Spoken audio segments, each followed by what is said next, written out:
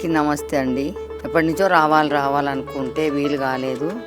ఇప్పుడు పితృపక్షాలు వచ్చినాయి కదా, మాకు కూడా కొంచెం సమస్యలు అవి ఉండడం వల్ల ఏదో మనం ఈ పుణ్యం చేయడం వల్ల మనకేమన్నా మంచి జరుగుతుంది అనుకొని వచ్చినాము. కానీ ఇక్కడికి వచ్చి చూసేసరికి మనం కన్న పిల్లలే మనకు పెడతలేరు, చూస్తలేరు. మనము కని పెంచి పెద్ద చేసి వాళ్ళని ప్రయోజకులను చేస్తేనే చూడకుండా అనాథాశ్రమంలా వదిలేస్తాండ్రు.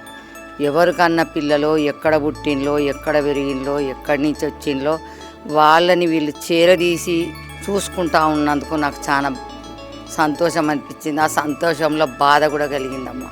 అందుకోసానికి ఇక్కడ వాళ్ళ కోసం మీ అందరూ వచ్చి మీకు చేతనైన సాయం చేయండి.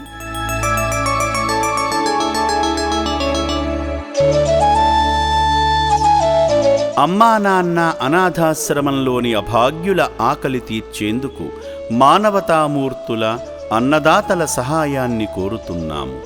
ఈ రక్షణాలయంలో జీవిస్తున్న నిర్భాగ్యులకు 3 పూటలా అన్నదానం చేసేందుకు నిత్యావసర వంట సామగ్రి నిల్వలు సరిపోక ఇబ్బంది అవుతోంది. ఈ స్థితిలో ఆకలి తీర్చే మానవతామూర్తుల సాయం కోసం ఈ అభాగ్యులు ఆశగా చూస్తున్నారు. దయగల దాతలారా, వీళ్ళు మీ బిడ్డలే అనుకుని నిత్యావసర వంట సరుకులను అందిస్తే వాళ్ల ఆకలి తీరడం ద్వారా ఆ పుణ్యమంతా మీకే దక్కుతుంది. సేవాభావంతో మీరిచ్చే కేజీ బియ్యంతో 4 అభాగ్యులు కడుపు నిండా తింటారు. 3 పూటల 1800 మంది ఆకలి తీర్చాలంటే ఎంత కష్టమో ఒక్కసారి ఆలోచించండి.